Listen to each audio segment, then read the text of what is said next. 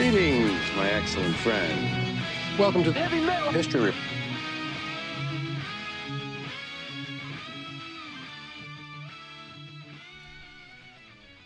Welcome, listeners. I'm your host, Dustin, and you are listening to the Heavy Metal History Podcast. On this episode of the podcast, I thought I'd go back to doing our interview episodes because it's been quite a while, probably about 3 or 4 months now. I've been trying to get back on the swing of things, getting my recording software set up on a new PC and things like that. So I thought, what better way to kind of get back on the swing of things than interviewing like a legendary Australian tech death band. It's a shame Matt wasn't able to be on this episode anymore because I know he would have fucking loved it. But regardless, great episode. I got to sit down and talk with Todd Stern, the new bass player of the band Psycroptic. It was supposed to be originally with Todd and Dave, so I did have some questions that were geared a little more towards Dave. But man, me and Todd still had a great fucking conversation, a great podcast about the band. You know, their ethos is kind of like what they're trying to accomplish as far as being a tech death band. And, you know, the future, the past, the present, everything in between. Todd's, you know, history with heavy metal and how he started playing bass, which is actually a really good story, which, you know, if you listen to it, you'll find out. So, yeah, man, it was a great episode. I had a good time with Todd. I'm glad he took the time to do this. Hopefully, maybe I can get Dave on eventually and talk to him about the band. Either way, I think this is a good episode to kind of start back in on with our interviews. And as always, thank you for listening. I know I'll say this at the end, but here we go. Todd Stern of Psycroptic.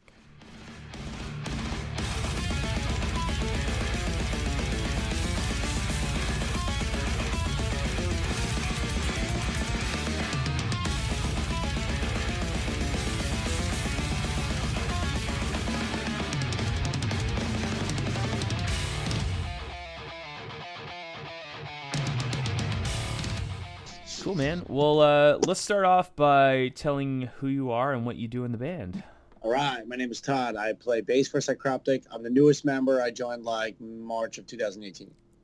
March of 2018. Damn. Yeah, it's pretty new. Pretty new. I did tour with the band for almost 3 years before I officially joined as a member, though. So. Yeah, it's because like I know when I was looking everything up, it said you were in there like from 2015. So as far as I'm concerned, you're basically a member. Yeah, it was at least 7 or 8 tours, maybe even more that I did with them. We had been working together for a while, just doing the live stuff, but I didn't even know they were going to officially like ask me to join the band as a full-time member until this year because, you know, Cam Grant. Yeah, because Cam Grant, I mean, he grew up with Pep, the singer, and they've just been doing it. He was an original member. He was in the band since the fucking 90s. So, you know, it was a big decision for them to finally, I guess, kind of move forward and then I passed the torch to someone else in order to take the position full time because he finally had to step down and say, listen, I just can't tour anymore. So do what you got to do. Yeah, that's definitely a rough lifestyle, man. I mean, touring constantly, especially since you said you did like 7 tours between 2015 and now. That's at least 2 or 3 a year. Some were a bit shorter because, like, you know, if you do Australia, sometimes it's only 10 shows. That's not that crazy, but it is long flights and a ton of travel. And I think really what wears people out is not being able to get the time away from work and family. And it's not even that it's rough. It's just that it's impossible to please everyone, and you got to pick what your priorities are, you know? Yeah. Well, you know, the one thing I like to start with on this podcast, because it is kind of history based, what are some of the first records or bands that you remember kind of getting you into heavy metal? Well, for me, it was just the basics. I mean, the band that really, really got me into heavy metal was Metallica, and then I kind of went backwards in history. And then Black Sabbath was my favorite thing of all time once I discovered it. But, yeah, I mean, Metallica was the most easily accessible for somebody my age. I think the Black Album came out when I was maybe in 4th or 5th grade.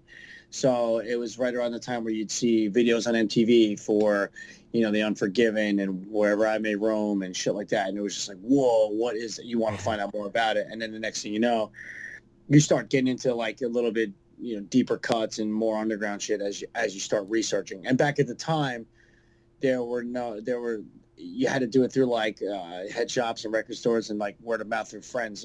You couldn't like browse shit out on the internet, Yeah, it was like a different monster back then, man. Because I'm kind of the same era too, where it was like all CD and cassette kind of. Even when I was like pretty young, like I still had some cassettes going around.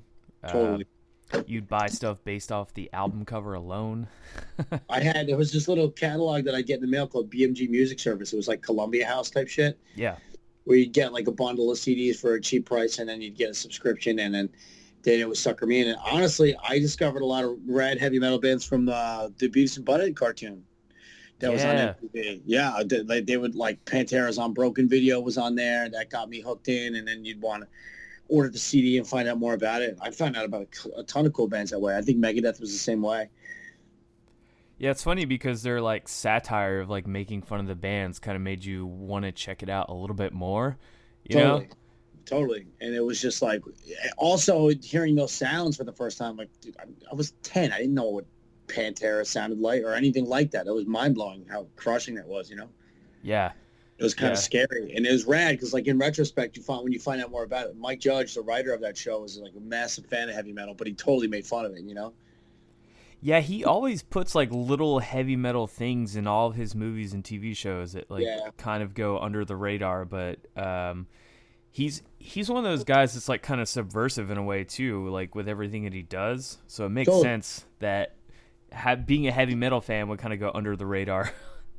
I appreciate it anytime someone puts their little references, like sneak them into, like, with Jim Carrey would do it and shit like that. It's awesome. Yeah. I think one of the funniest things he did recently is, have you watched his show Silicon Valley? No, I have not. I've heard that it was good, and I never even spent the time. It's really good, and this is not really a spoiler thing, but in one of the episodes, they play that Napalm Death song. That's like 10 or even like 5 seconds. I forget what the fucking name of it is, like off the top of my head. Okay.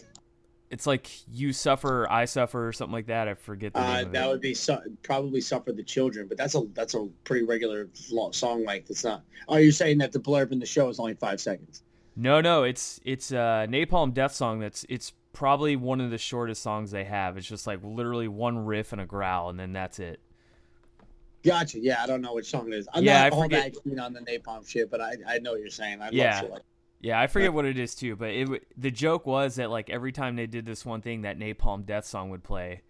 And so throughout the episode, like it would play sporadically, and then like near the end of the episode, it's playing so much it was just like almost like a full song, and they're like, "Can you just turn this off? Can you turn it off?"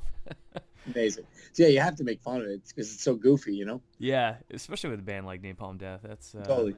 That's a gnarly ass shit right there. Yeah, it's always. So I don't know. I guess I got into like the regular old stuff, and honestly, to this day, those are some of my favorite bands. Like the big ones. It's your Slayers and your Sepulturas and Anthrax and Testament and all that shit. And then I got into probably, I'd say when I was in like grade 9 or 10, I got into Death, and that was a whole new world of like obsession for me. And and again, you just change flavors as time goes on. I got into Meshuggah probably when I was like late teens. My first experience with death metal was really like Deicide and Decapitated and shit like that, and then it just kind of there. But honestly, those are like the big names, and your Cannibal Corpses and your Morbid Angels and shit that everyone's heard of. And I still to this day think those bands are some of the best in the game. Yeah, absolutely. I mean, the fact that a lot of those bands are still putting out records, and then your band included, almost 20 years now. Totally. That's it speaks to the longevity of not only the genre but the bands themselves. I mean, if you're still making records after that long, you're pretty much a staple at that point. Yeah, well, it says a lot about how much the creators are into, I guess the creative end of things, and there are dudes that can't really have a fulfilling life unless they get their ideas out there. And I feel like the Psycroptic guys are that way. They just are always going to put out records and always write songs, and not out of necessity, but out of like you can't not do it. Yeah. So maybe you can answer this question because it was one I kind of had, but like, what do you think are some of the challenges of that band, like being from Australia, and like, I know how hard it is trying to get out of Australia, like and touring into other countries, but like even bands going to Australia, it's such a logistic nightmare. Like, how do they kind of deal with it? Okay, that's a great question. First, I'll tackle it in a few separate parts. Yeah, absolutely, man. Okay. So getting the band out of Australia, I would imagine would have been incredibly difficult especially from a young age. Now, Dave, who is kind of the back end of the band and like the businessman, the guy's a fucking genius and he works tirelessly. So what he did was he figured out a way to get a band that's from a really remote location off of the continent. And I think he just did that through internet hustling and networking. But even before the age of the internet, it was probably just a ton of figuring out a way to reach out to people who are in control, whether it's booking agents or management. And they always dealt with small labels, and they probably always dealt with either small management or managed themselves, which to this day right now, Dave is the manager of the band. Mm-hmm. And it was really in a time where you had to be super sick to get away with playing those parts because there was no such thing as digital editing, and those guys were recording the fucking 2-inch tape when they did Scepter of the Ancients, Yeah. So not that there was no such thing, but it was in the very infancy stage of that like movement of, changing to the digital recording era and blah, blah, blah. So I'm guessing that it was being really sick at playing what attracted enough attention to them for them to kind of spark other people's interest to get them to Europe and to get them to the States and so on and so forth. I think the biggest pressure that the band has to this day is the biggest pressure that any band has, and that's to kind of live up to your previous body of work without alienating any old fans, but still trying to gain new ones. That's pretty difficult. So you want to make records that are going to give diehard fans a reason to still give a shit, and you're going to want to make a record that's going to give people who haven't heard your band a reason to care in a day and age where the market is flooded with insanely talented bands that are far younger than us that can virtually play anything. It's no longer about the virtuoso, I think, attraction anymore as it is about like your songs have to have that replay value and people need to want to hear your songs. It's about the songwriting now, Not that it wasn't always, but I think a little bit of flash, I brought that band a long way. Like, oh my God, did you hear what this dude does here? Dave and Joe are fucking crazy good. They're some of the best dudes in the business, Mm-hmm.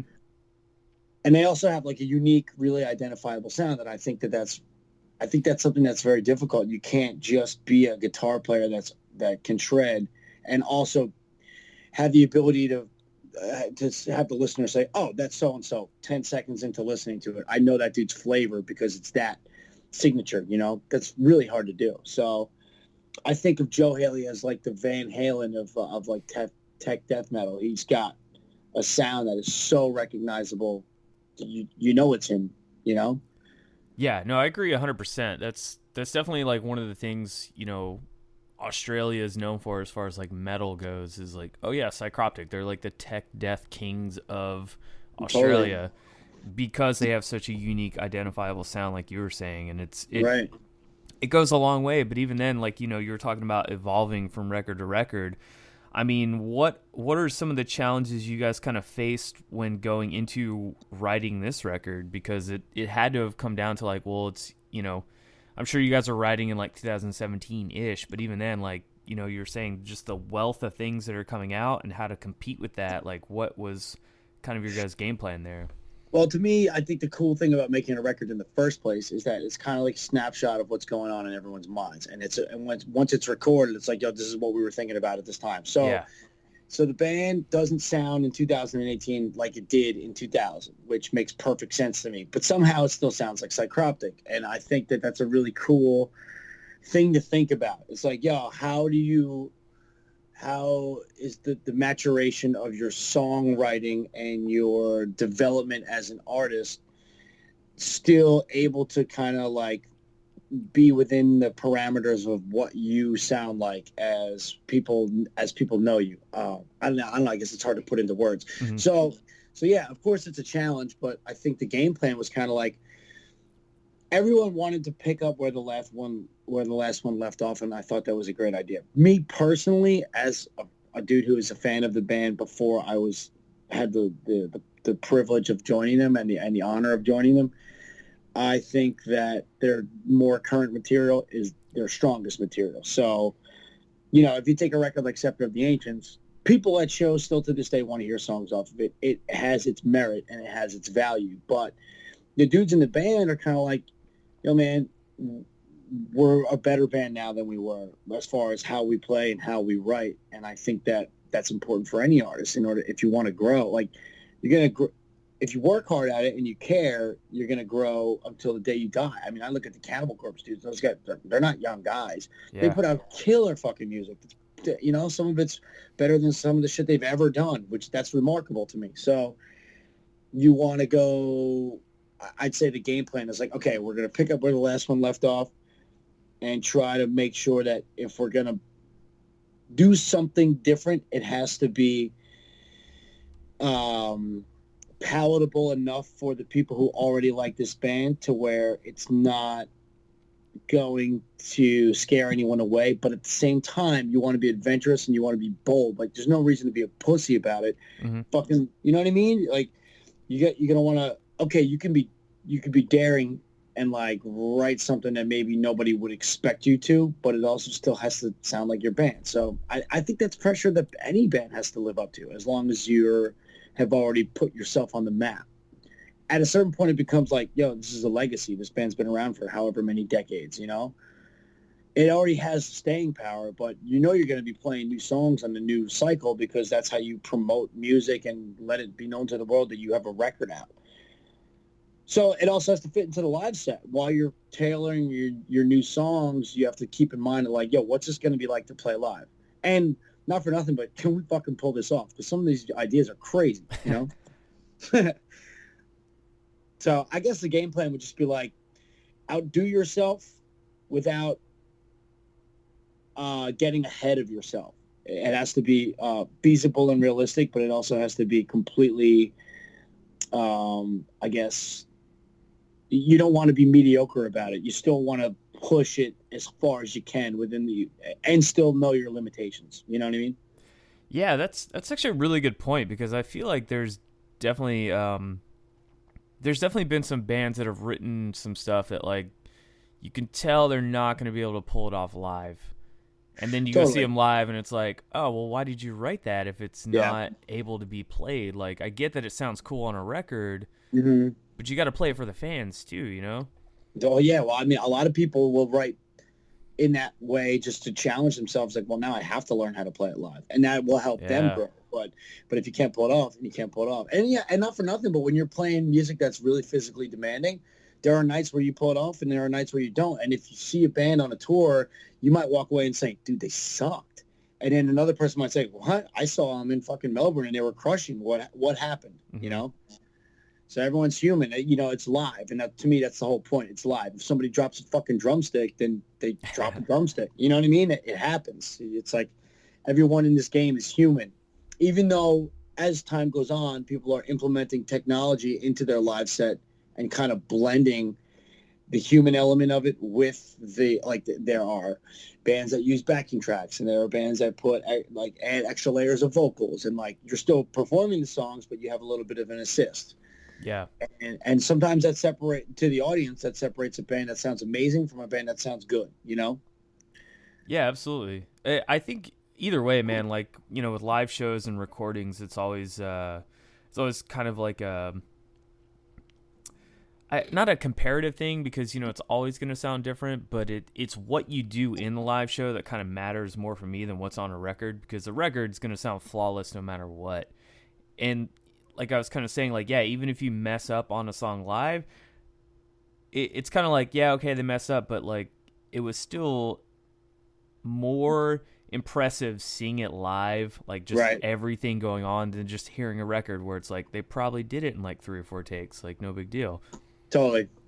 Well, I mean, for me, I feel like everyone takes away a different everyone's evaluation of a live performance may be different, and I just kind of have to learn to like accept that and almost respect it in a way. And an example would be like me personally, I think it's the vibe that is the appeal. In other words, if you go see a band, at the end of the night, it's really all about how good of a time you had. Yeah. So let's say you went to go see a band like Slayer, and let's say that maybe Tom Araya can't sing the songs the way he once could sing them, and his vocals don't really sound as good as they may have at one time. Mm-hmm. But if you had the fucking time of your life going to see your favorite band, oh yeah, it doesn't matter. That would completely overshadow that fact, you know? Whereas other people might go to the show and be like, well, I don't know, it really didn't sound the same as I expected it to. And it's just like, well, why are you here? To cross your arms and be like over analytical about this, or you're here to like get loose? You know what I mean? Yeah. So everyone is gonna, and plus we live in the age of the internet, so people are going to they're going to leave you feedback, whether it's positive or negative or indifferent. That's just how the game works. You got to be. Know. It's so crazy. Like, even it's just like instantaneous too. Like, I'm sure the moment your guys' record drops, like there's already going to be opinions on both sides of the fence. And totally. Personally, I hope they're more on the positive side, because having already listened to the record, I think it's the best thing the band has done by far. Really? But kind of like you said, like keeping it true to the Psycroptic thing. Like, hell yeah, it sounds like the band, but it's probably like the best technical thing that they've done, in my opinion. Well, that's great news. And honestly, I think the feedback so far has been nothing but good. And that's awesome.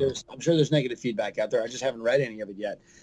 And yeah, it's kind of, it seems like it's a waste of time to read negative feedback, you know? Like, why? I mean, I guess it's good, kind of like... some of them are funny. Oh. Whatever. But whatever. Every now and then it's nice to be humbled or taken on the chin or whatever. And people are entitled to their opinion. But yeah. If the feedback of the record is good, it does make you feel good. And if, I don't know, I'll give you an example of how I think that the band got a little bit adventurous with this recording. On a lot of the choruses, Joe's wife, Amy, is doing a ton of clean singing. So there's like this operatic female voice that's layered into a lot of the hooks. And the idea is like, dude, make it bigger, more epic, huge choruses. Joe is obviously the primary songwriter, and he loves the era of music that he loves most is real heavy on like catchy hooks. You know, he's way into like Huey Lewis and the News and Foreigner and bands like that, where it's like arena type setting. And I love that. I think that's fucking killer. Is every Psycroptic fan going to enjoy the fact that there's female vocals on the choruses? Probably not, but the feedback's been good so far. So, you know. Yeah, no, I got to be honest. It works for me really well. Awesome. It's got like that operatic kind of symphonic approach to it, which is not something they've really done too much. I mean, I know they've kind of experimented with like, I guess like electronic type music in the past and everything like that. But having that symphonic element, man, that takes it up a notch that I think a lot of bands don't do, because it's hard. Well, it's important for me to try to, like, I guess for me, I just love the idea of a catchy song. I love when a song that I enjoy is stuck in my head. Of course, everyone hates when a song that you hate is stuck in your head, which is that happens no matter who you are. But I mean, if you can just get people to pay attention by having your song stuck in their head, I personally, I think that's a job well done. And it's not that easy to do when you play extreme, like, you know, scary heavy metal type shit. So yeah. But I think the female vocals kind of add to the catchiness of the choruses, and I personally, I love it. I think that it's a great thing, and hopefully it helps us grow, you know? Yeah, no, it's a really good addition, man. I'm with you on that one. Because I think in listening to like their whole discography over the years, you know, like you can tell different points where they've tried new things and tried to branch out, and like every record has something where they've branched out a little bit into a different genre or a different kind of style. And you know, maybe some of it works, maybe some of it doesn't, but in the end they at least tried, and that goes a long way for me personally. Maybe not a lot of other people, but for me, I like when bands kind of like try to do something different and just like experiment. Like, what's the point in sounding the same every record? I don't think that any true artist can have a fulfilling career if they don't try to, you know, break new ground a little bit.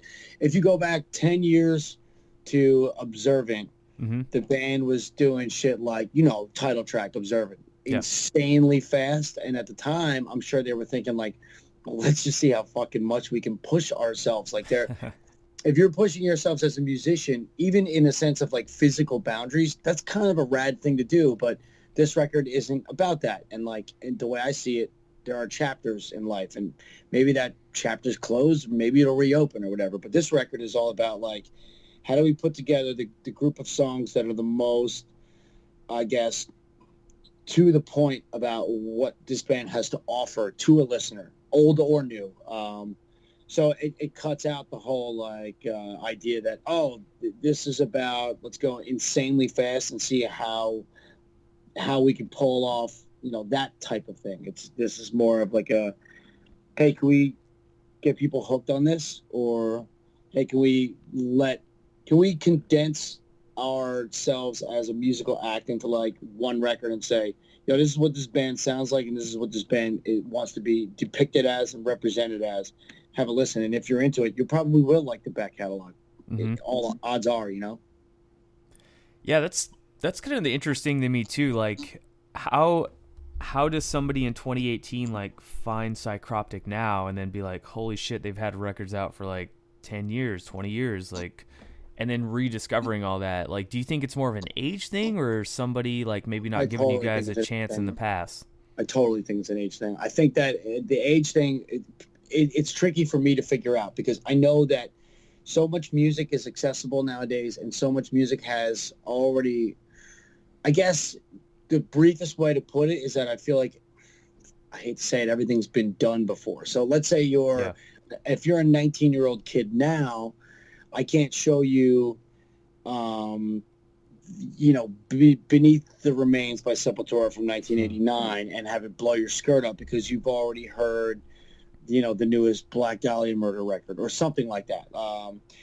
It's like, at that time, that was revolutionary. You're missing it because you're so young that it doesn't connect with you. It's like teaching a kid now that the Beatles took the world by storm in the 1960s. It's like, whatever.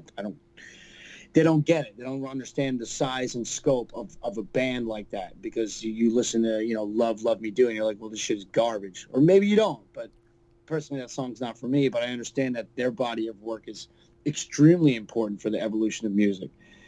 So to me, the age thing is like, how do you convey to a young kid that this band has a back catalog starting 20 years ago, and they were recording these songs when they were teenagers? Yeah, basically. That's fucking crazy. I don't know. Maybe it'll connect with people. Maybe it won't. But 2018, I don't think this record sounds anything like the beginning era of Psycroptic, but it still sounds like the same band somehow. And I think that's an achievement in and of itself. So if you can get young people into it, that's great, because the young fans are the ones that have the most energy, and they're the ones that are the most stoked. You want people involved in heavy metal music that are complete maniacs and have all the energy for it still, a lot of times, if your demographic gets older as you get older, then your band will fizzle out. You need the younger generation to be interested in the new material. You know what I mean? Mm-hmm. Yeah, no, I'm kind of guilty of that myself. I'm a little bit older now, and like I kind of pick and choose what shows I go to, and even when I go to a show, I'm just kind of like watching, I'm not really doing anything anymore, because it's like my body can't take it. No, I hear you, man. That's a natural thing.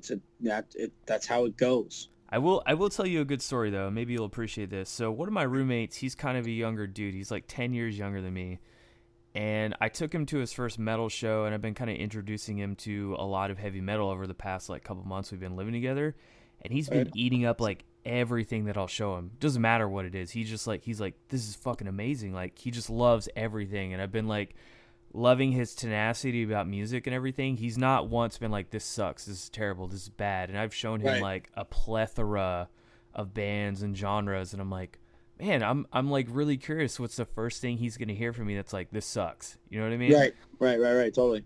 So it's good that like the younger generations, at least with him, gives a shit, Oh, totally. It makes me feel like $1 million, even if I'm just walking somewhere in public and I see like a young kid with a Dying Fetus hoodie on. I'm like, fuck yeah, that's awesome. And there are a lot of bands that have been around forever. For example, Dying Fetus, that have a young fan base still, and they are doing better now in their careers than they ever have. And that to me is the most uplifting shit in the whole world. It's like, this is an extreme style of music to try to build a career out of. So if you can have the sustainability and you can have the longevity, then I say that's amazing. So I think that goes back to a question you asked earlier about like what's the game plan.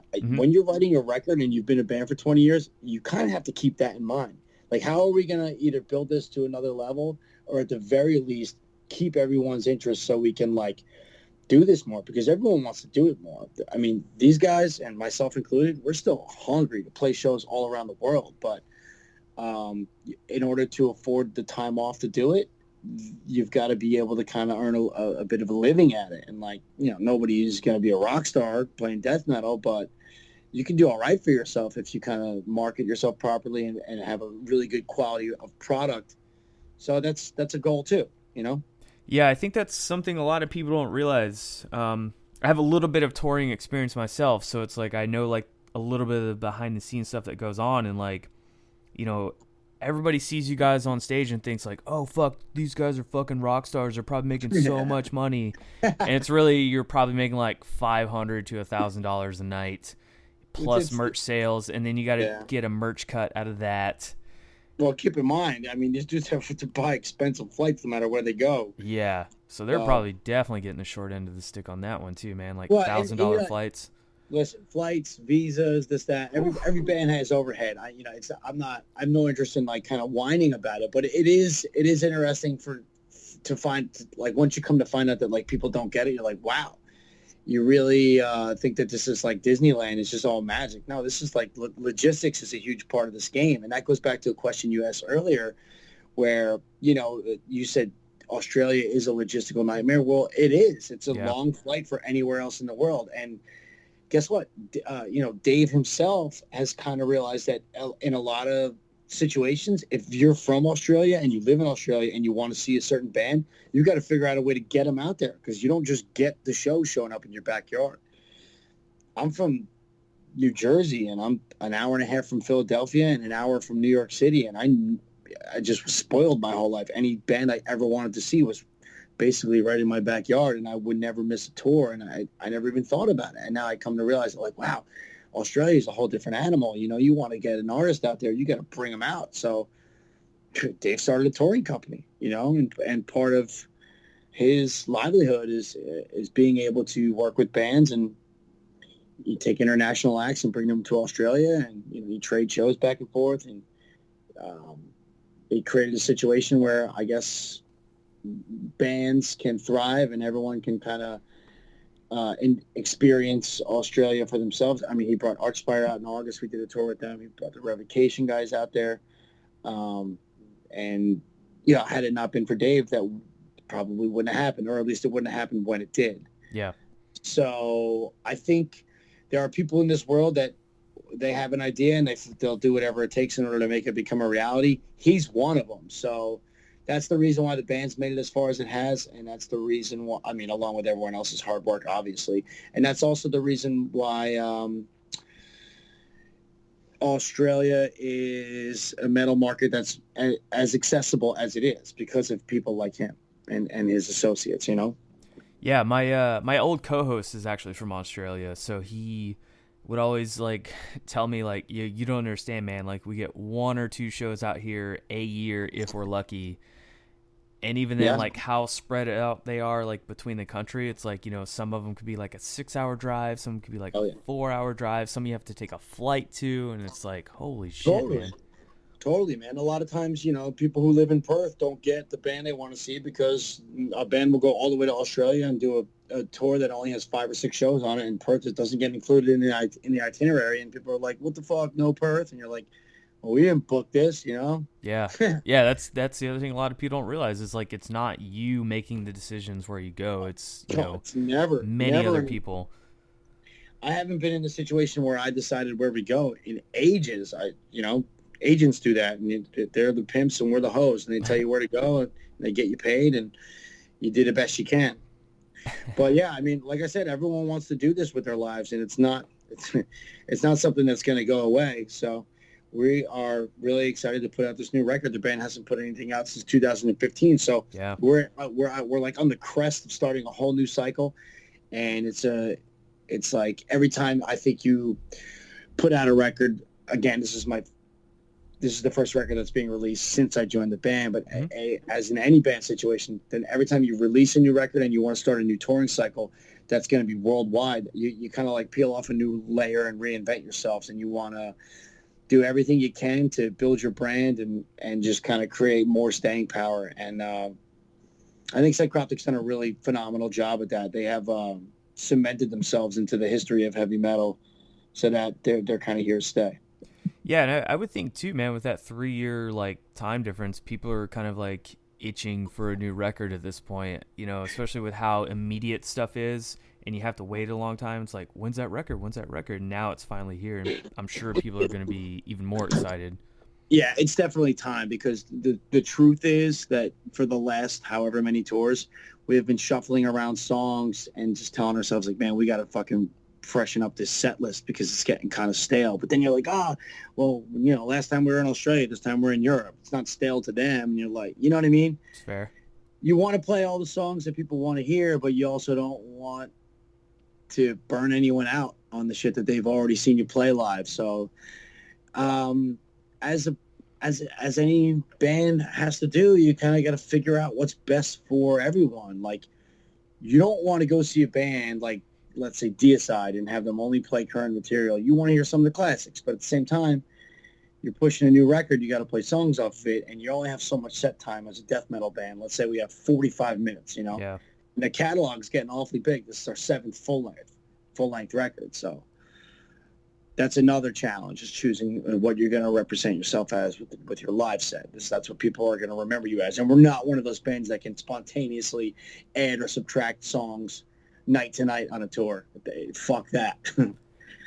Yeah, I'd be really surprised at any band that could do that, because all the bands that I've known, like, they have to pick a set list before they tour and then, you know, make sure they know it, because I mean, the amount of talent it would take to just like know all of your songs off the bat and just do them. Holy shit. Yeah, there is no room for spontaneous improvisation in fucking death metal, as far as I'm concerned. I agree. So. Actually, so one thing I kind of want to go back to real quick, as far as you as a player, right? How did you start playing bass, and like what got you into playing bass, man? Okay, so that's, again, great question. I played guitar my whole life. Okay. I technically didn't even own a bass after I had already agreed to tour with Psycroptic as a bass player. Wow. So yeah, I kind of took a gamble on myself, and it was terrifying. What happened was, a very dear friend of mine named Brett Bamberger, who plays bass for a band called Revocation, he went out to Australia in 2014 to do a tour with Psycroptic, Die Artist Murder, Revocation, Fit for an Autopsy, and Distant Tomb. Now, that was when Dave Haley met Brett Bamberger, and they kind of got to know one another.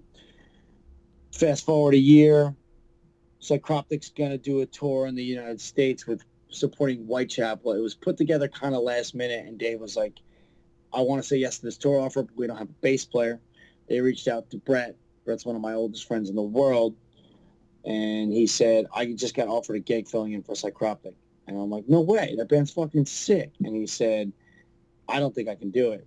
At the time, he had to help his mom sell her house, close on it, move all of her shit to Florida, blah, blah, blah. He was busy, so he said, do you want to do it? And I was like, yo, yeah, but I don't know if I could pull that off. First of all, I don't even know if I could play the songs. Never mind, I don't even own a bass. And he's like, oh, don't worry about gear. I'll sort you out and lend you all my shit. Hell yeah. So he told Dave, I got just a guy for you. And he put his balls on the chopping block for me just because I guess he trusts me. Dave trusted Brett, and then but it took me 2 weeks to learn the set. And lucky for me, Joe sent me the music, and I was able to just, learn it in like a very, the simplest, most basic way that there is to learn it without having to just do it by ear. Mm-hmm. And then, they showed up, I guess, maybe a month after I originally had contact with them. We had 2 quick rehearsals, and then we hit the road. And then by the end of the first tour, it was only maybe 24 shows or something like that. It wasn't even a full month. And I thought it was just a one-time like one and done type of situation, and I just wanted to do it for the experience. But then Dave pulled me aside and he said, hey, if this opportunity came up again, would you want to do it more? And I was like, of course. Fucking dude, I would push anything aside to tour this band more. Had a great time. Everyone got along. And then from then on, I guess I did every tour with them. Except for maybe a couple Australian shows had a different feeling that they didn't want to fly me all the way out there for. But it worked out perfectly because we all just get along like we've known each other our whole lives. And it's the one band situation I've ever been in my life where there's never a single complaint. I fucking tour with these guys and nobody bitches about anything ever. It's unreal. So you literally just kind of learned everything on the fly after playing guitar and just like, yeah, I'm going to try and play the bass for this band? Totally. Wow. Yeah. It wasn't on the fly as in like, I'm going to listen to the songs and play them back the way they sound to me. Yeah. Like I said, Joe tabbed out the songs for me because he's fucking awesome like that. So he kind of saved my skin. But they were still very challenging for me to learn. And then, yeah, again, it was all like the first time I ever met the guys was the day they got off a plane to the U.S. and we rehearsed together. So I was like kind of shitting myself, like, all right, I'm going to blow it. They're going to think I'm shot, that type of thing, you know? Mm-hmm. And then it worked out. And then, you know, like anything, there's a comfort zone. You know, you get a couple tours in and you're like, hey, they're my best buds now. So, forgive me for my ignorance here, but what were you doing before you kind of joined up with them? Well, I was playing in a bunch of bands that never really made it off the ground. So I started a death metal band in New Jersey in like maybe 2005, very beginning of 2005 with a good friend of mine who now plays in a band called Tombs. And that was called The Bassinate. We did 2 full-length records and 2 EPs in the course of like the first 5 years of our existence. And then the singer at the time of our latest release, he died in 2010, and then that band kind of fell by the wayside. It was a fucked up time, but it was like I don't know. I don't even know what to say about it. We kind of had a little bit of momentum, but we were a very, very, very small time band. Yeah. Nobody would have ever heard of us except for a few weirdos. And we did, I guess, what we thought at the time was a fair bit of touring around the States, but it wasn't a lot. It was all DIY, and we did the best we could. After that band kind of fell apart, I joined a band that's also from New Jersey called Hammer Fight. That's like it was more like a beer drinking rock and roll type of thing. It got more like a Motorhead type of vibe. It wasn't death metal at all. And I was playing guitar on that from 2011 up until this current day. And that's really all I had going on with my own projects before I joined Psycroptic. But I was tour managing Revocation and selling their merch. And if it weren't for that band, I wouldn't have met the people who got me involved in the situation I'm in now. So nice. Yeah, I kind of owe it all to being in the right place at the right time and knowing the right people. That's that's kind of how I got my start. Is I was doing merch for a band for a number of years and met people along the way. Didn't really continue on with it, but hell of a time, that's for damn sure. Totally, and there's a lot to be said for just meeting people that you never would have met if you didn't put yourself in that situation, you know? Yeah. There's something surreal about, like, you know, touring with bands that you listen to in high school and you're just like, wait, these guys are my friends now? What just happened? Very, very, very surreal. Sometimes the biggest players in the game of death metal are like a dude that you would call up and tell him to go fuck himself just because you haven't talked to him. You know what I mean? Yeah. Cool. Definitely surreal. So I agree with you on that. So I mean, you've been playing music for fucking forever, basically. As far as like 20 years. 20 years? Okay. So let's kind of jump back forward again. When you kind of like were told like, hey, we want you to join the band full time, was it kind of going into the writing and recording process of the new record, or like where were you guys at going into this? Again, great question. The timing of it made it so that Joe had the record completely written before I officially joined the band. So what we ended up doing was, in other words, I don't have any creative control on this record whatsoever because the parts were already written. So I am not going to be writing riffs for Psycroptic until the next go around, which is totally fine with me. But Joe is the type of dude that's very proactive about playing and writing, especially compared to me. I'm a bit of a slouch because I work so many hours when I'm at home. But yeah. Also, the way I see it, you don't try to outshine the master. I was very sheepish about the idea of writing material and pitching it to the Psycroptic dudes. But Dave encouraged me and said, dude, write riffs. Like, let's fucking party. At the time that he said that, the record that's coming out next Friday had already been completely written. Okay. So all I could do is you know, get involved any way I could at that point. But it wasn't writing at all. I do not have any parts on this record that were written by me.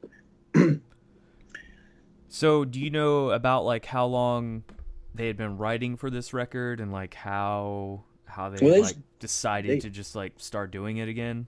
They showed me rough versions of at least half the songs in February of 2017 when I was out there touring Australia with them for the first time. So, you know, that was the type of thing where because of the touring cycle being so, I guess, brutal and everyone's work schedules being so crazy, they had most of the songs written at least a year in advance, and Joe would have scratch guitar and program drums, like rough versions of most of the shit before they even recorded real versions of them. And then the lyrics were all written in, I want to say, the beginning of 2018. Okay. No, it would have been, let's call it March or, honestly, I can't remember. I can't remember because the reason why it was interesting to me how the lyrics came about is because Pep, the singer who writes all the lyrics, mm-hmm. he had a bit of a health scare that turned out to be nothing major, but at the time he thought that he was going to have a real difficult road ahead of him, and he was basically writing lyrics that were dark as hell.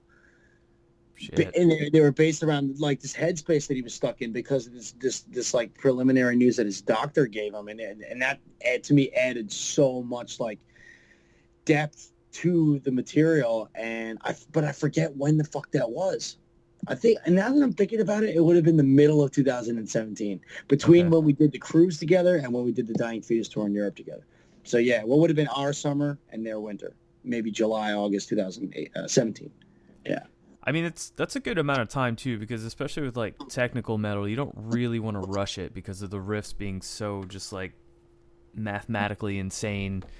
You know, just writing like a kind of boring riff over like a more technical one that if you just took a little more time on it, it makes a lot of sense to me. That's one thing I really appreciate about like that genre too, is like the amount of time that it goes into like trying to get those riffs so cohesive.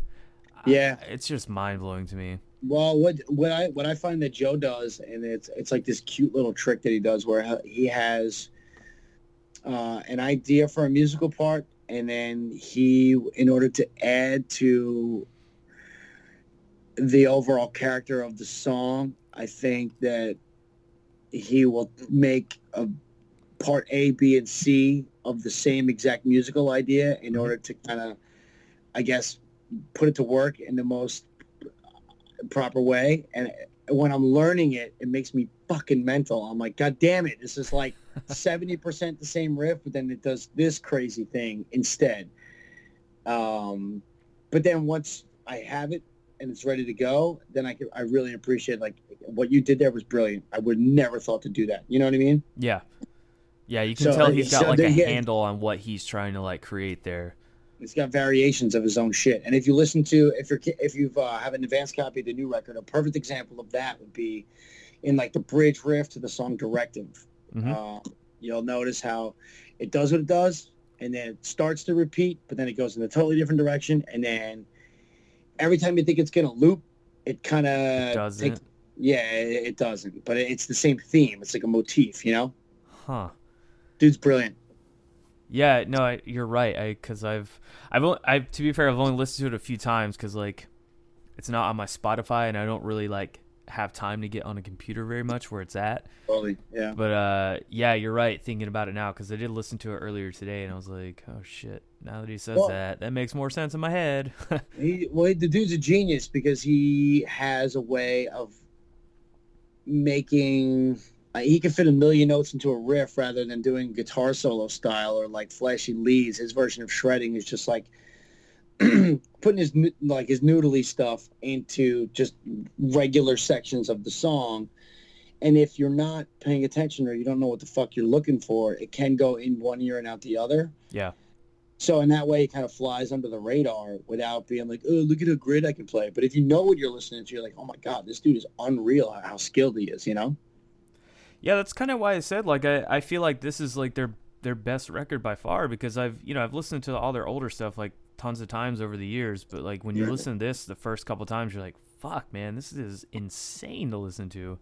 Yeah. Unexpected, to be fair, like unexpected. What an impressive group of dudes, you know? Yeah.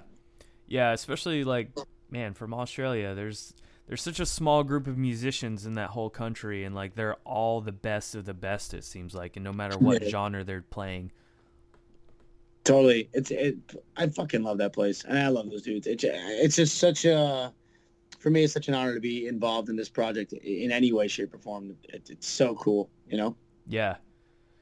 So, can you give me like a little bit of rundown of how you guys recorded it, like how long it took, how everybody did everything? Because I know in the digital age it's a lot different, but also being in different places. Yeah, well, for a huge hunk of the recording, I wasn't there at all, and it had started before I'd even known that they were starting to record. Okay. So, Joe recorded the whole thing himself. He's the engineer.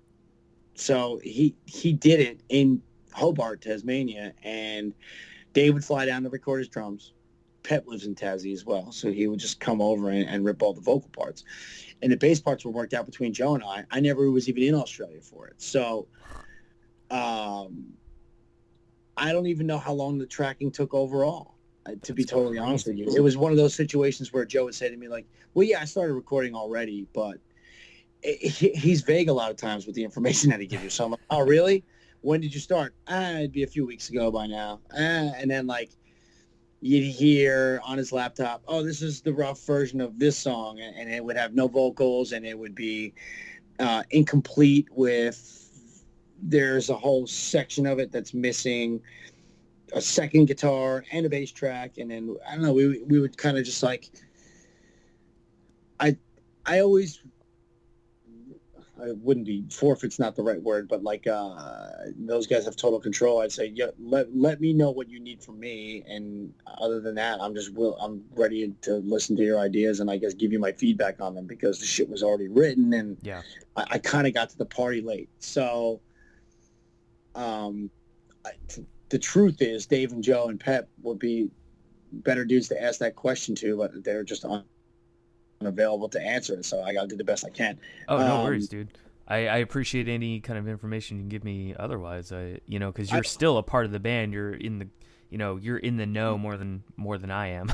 Right. Well, I mean, again, I don't know exactly how long the recording process was from start to finish. All I know is that these dudes, they kind of show me what they got, and they're like, what do you think? And they're like, what would you do here, type of thing. And shit, I was really only involved in the section of it that drums and guitars were already done by the time I even stepped up to the plate. And there's a lot of parts on the record where it's Joe's bass ideas that were kind of perfect already. And I'm like, well, I'm not going to try to make any adjustments here, because this dude already did exactly what needed to be done here. You know what I mean? Yeah, that makes sense.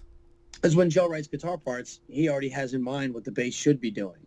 And it's like you have the ability to kind of either take it or leave it or add to it, or what would you do here? And I'm just like, dude, he's so fucking good at it. I am not going to tamper with this at all. And I think there's a lot to be said for knowing when to check your ego at the door and just go with whatever is best for the song. Mm-hmm. And I think that he's just so good at it that it was rare for me to even need to fucking or feel the need to be like, yo, let's do this here, like, oh my God, it's perfect. So for this recording, I want to get my hands really dirty with the next one, but for this recording, it was one of those things where it's just like, dude, you obviously have this figured out already. I love what you've done here, and maybe 2020, I'll be fucking in the studio with them, writing start to finish and blah, blah, blah, blah, blah. Yeah, I was going to say, I know this is a little way too early for this kind of a question, but like, as far as, you being in the band now, what do you feel like you will add to the future of the band itself? Like, because you're a guitar player, so you can obviously write riffs. That's exactly what I was going to say. I think the most I can contribute to this band is writing guitar riffs and just, I think that if I were to say what my forte would be, it would totally be writing guitar riffs and just handing them off to Joe. And if he likes them, we can use them. And if not, that's fine. But as far as writing bass parts to coincide with the guitar parts that Joe has in his head, he's better at it than I am. And that's largely in part due to the fact that my whole life I've never been a fucking bass player. Yeah. I can physically play the parts, but the ideas, I'm just not all that good at it just yet. It's something that I'm developing, and I'm kind of new at this instrument. So, I mean, I'm just to be totally truthful. I have a bit of an idea of what I'm doing, but when it's time to write, I'm like, oh man, what the fuck would I do here? That, you know what I mean? Yeah. I always am torn between, like, you don't want to do something that's lame, but you don't want to just take the easy way out, and you also don't want to try to outshine the master, and you don't want to fucking, less is more, and especially when it comes to this instrument. It's like, if you want to just hang out and just ride out the root notes, there's a lot of applications where that's the most sensible thing to do for the benefit of the song, That's true, man. I think a lot of bass, it goes undervalued because it does kind of mimic a lot of guitar parts, but I mean, it makes those guitar parts sound heavier in the long run. And I think a lot of people just kind of look over that fact. I'm learning to love the instrument, honestly, because it flies much more under the radar. And as much as Joe doesn't like to be to be in the public eye, mm-hmm. I also have kind of realized that playing bass, it takes the heat off of me. He's got some really difficult shit going on his side of the stage, and while he's busy pulling off his rocket science, I could just kind of like lay back in the cut and take it a bit easier. Some of it's tricky, but a lot of it is just like a dummy version of what Joe's playing, and I appreciate that. And I've learned to just be like a huge fan of big, massive strings and big frets and like big string spacing, and it's just like a more primitive instrument. It's got a lot less to do with finesse and a lot more like banging around, and I've learned to love that touring with this band. So what do you enjoy to play as far as like bass and guitar, like your model and everything? Like what really like I don't know. feels good to you?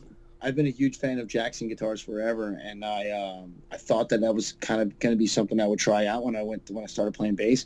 It turns out that I got involved at ESP maybe beginning of 2017, and I found this. I'm looking at it right now. I got this, what is it, a B204 SM that it's like a really low model on the scale of ESPs. Oh, that's actually made by LTD. And it's the same bass that Sean Beasley from Dying Fetus plays. Nice. A friend of mine has a 5-string version of it. I got the 4-string version of it. I took it on the road, fell absolutely in love with it. It's the perfect weight. It's the perfect feel. It's the perfect balance. And I don't know. To me, I've always loved instruments that weren't that fancy, but could always be reliable in terms of like the electronics and the way they play and the way they hold a tune. And when you take these things on the road, they're always on fucking long flights, and they're always in like lots of different climate variations. And dude, this thing is unreal. I can hit it with everything I've got, and I go to check tunings in between songs, and it's perfect, like perfect. Yeah, that's got to be nice, and a huge weight. It's not awesome. having to deal with it. Yeah, it's amazing. So, I've been doing the ESP thing for almost 2 years now, and now on the new record, there's 5-string bass involved in the mix, which was also Joe's idea. He had this thing where he wanted to add a lower string, which is something that they've never done before, and the guitars aren't adding a lower string, just the bass. So it's kind of like a unique approach to how these songs are crafted. So I went with the same exact model of ESP, just in a 5-string, and now that I'm getting involved in learning these new ones, that I kind of, you forget, you know what I mean? It's like you record the shit, and then it escapes your brain as fast as you learn it, and now I'm relearning them to get ready for this next tour. and it's kind of a mind fuck. I'm so excited to be doing something totally different than I've ever done before, and trying to get good at it. Yeah, you need to be challenged in order to feel like you're doing something productive with your life if you're playing shows. You know what I mean? Yeah. I was gonna say it's got to be nice to like challenge yourself like that constantly, even though it's something kind of out of your comfort zone. Well, it's definitely out of the comfort zone. Sometimes it's stressful, but it's great to be challenged. Once you get to where you were scared of, in other words, once you finally have the songs right, even though in the beginning you didn't even know if you could handle them, that's an amazing feeling, you know? Yeah. Like when you're getting ready to leave for tour and you're like, yo, I got this. We don't even need to rehearse because a lot of times we don't get to rehearse. You just get on the plane, and when you get there, you jump on stage and play a show. Yeah, especially you guys being so far apart, I can imagine. It's just like you can't even like Skype a rehearsal because that's impossible. It's not going to sound right. And no way. Yeah, it's just kind of by that fucking seat of your ass. Totally. So I guess I got a couple more things here, and we'll wrap it up. But you can speak for yourself on this or the band. But what do you think is the one thing from this record that maybe collectively you guys are like super super proud of that you accomplished with it? Well, I think that this record, Jesus, God, I don't know how to answer that. I think that the thing I know it's a tough one. I'm sorry. Well, the record itself, the sum of the parts as a whole, to me is it's just the best work that the band's ever done. I know that's like a cliche, like lame response, but no, but I agree with you though. Think of it like this. There's a million elements that go into, I think, the production of a record. So to me, it's more so than just like, oh, here's how this sounds. I think of it more as like that culmination of, dude, look at it's the artwork, it's the imagery, it's the lyrical themes, it's the way the songs sound, and I think that they actually take you somewhere. So what made me fall in love with music as a kid was that it made my mind wander into these places that it would have otherwise never gone had it not been for the song that I'm listening to. I think this record does a better job at kind of bringing you on a musical journey than anything else the band has ever done. For me, that is what I think we have most to be proud of. Yeah, I can agree with that. That's a good way to put how this record is, and and that's not to detract from anything they've done prior. Right. By any means, but this is definitely phenomenal piece of work, and it shows that they've been like working hard and really want to push themselves. Killer. I'm glad you feel that way. To me, it's all about doom and gloom on this one, and I love that because I think that some of the saddest, darkest material is the stuff that connects with me the most, and some of my favorite bands are just that way. You know what I mean? Yeah. And I don't know, this record does a really good job of that.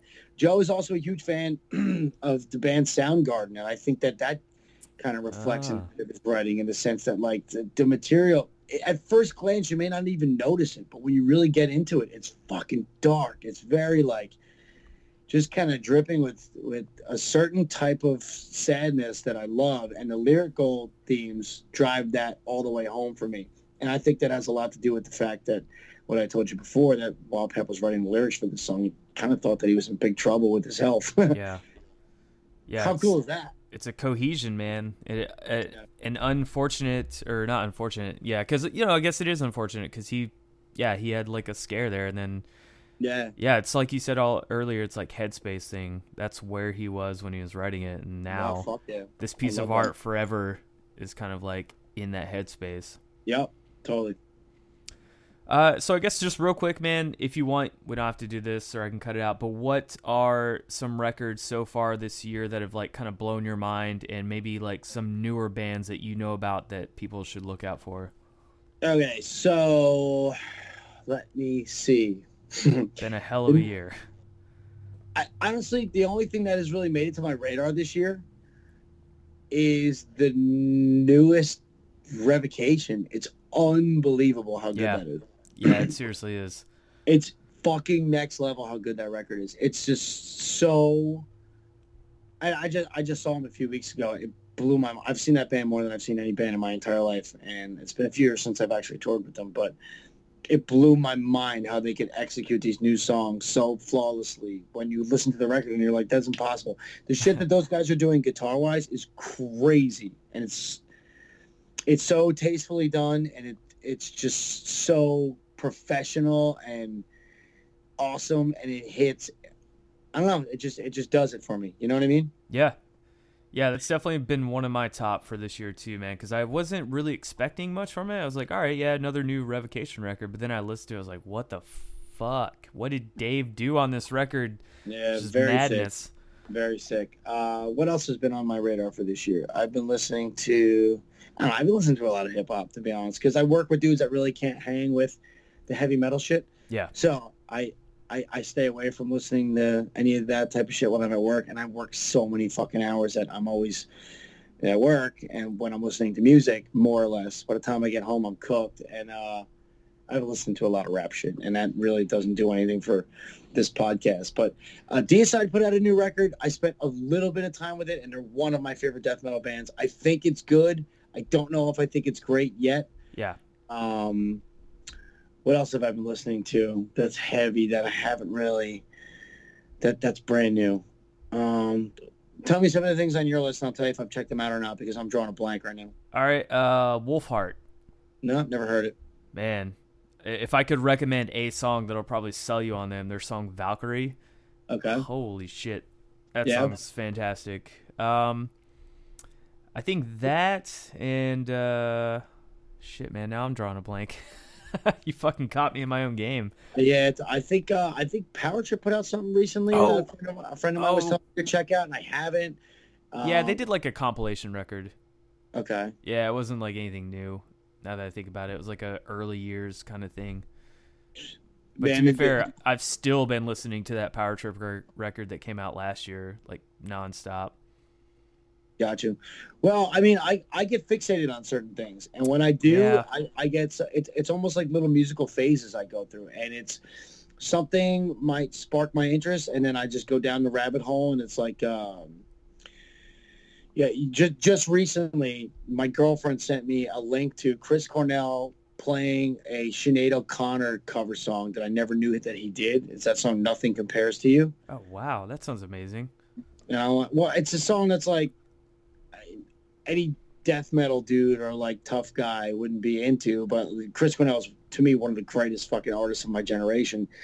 Checked it out, and then it got me on this kick where every day for the next 2 weeks I was listening to Old Soundgarden on Spotify, and it will play related shit like that. But all those records are fucking 20, 25 years old, and it doesn't do anything for my current heavy metal game. And a lot of times I feel like it's a full-time job to keep up with the current heavy metal game. It really is. And I feel like sometimes I should have my fucking heavy metal card revoked because I'm so disconnected from it. But honestly, I've been spending so much time trying to get with the Psycroptic program that it doesn't leave all that much time for me to just check out new bands. I mean, there's a ton of killer death metal bands, but I can't think of one off the top of my head right now that put out something killer in 2018. I think the last Cannibal Corpse was 2017.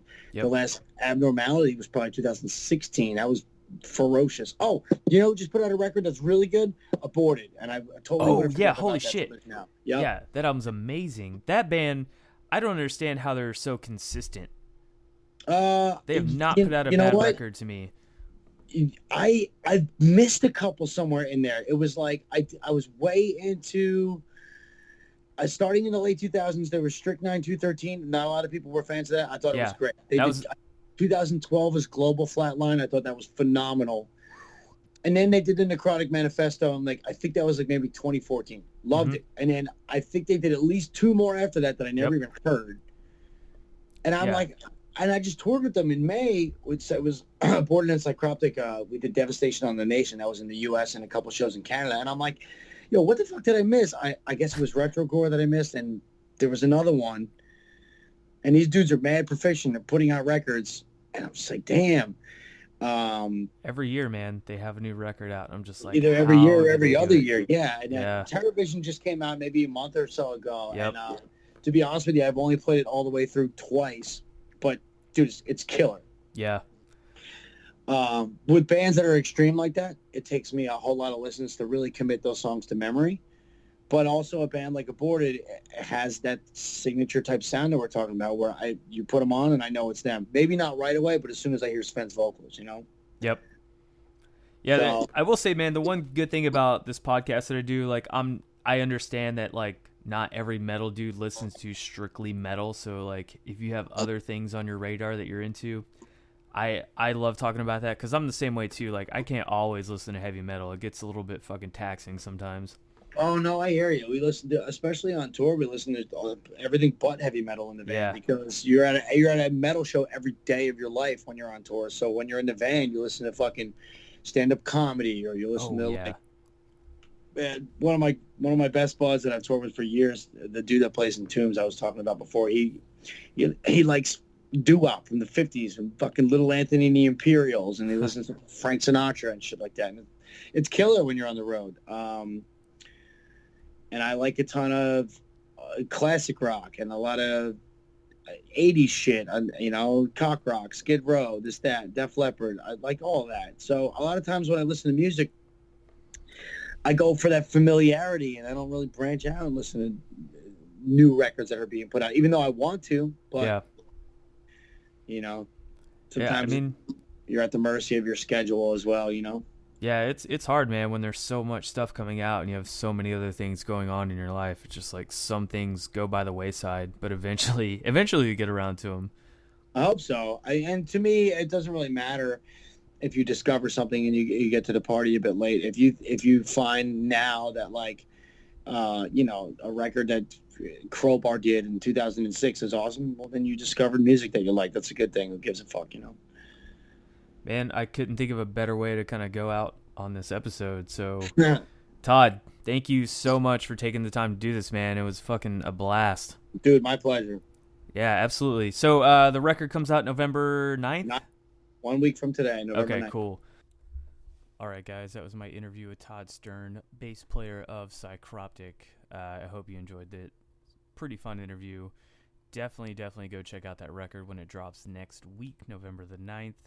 It is probably the best album they've done in a long, long time, and that's not taking anything away from all their previous works. It's just awesome to see a band pushing themselves to do new things. As always, thank you so much for listening. If you're enjoying the podcast, please take a few minutes to go to iTunes or Spotify, wherever you may listen to podcasts, and leave us a rating and review. It helps me out quite a bit, especially being like an indie podcast. I would like to be able to do more and grow this thing. So with your help, I can do that. And until next week, thank you for listening. And remember, be excellent to each other. And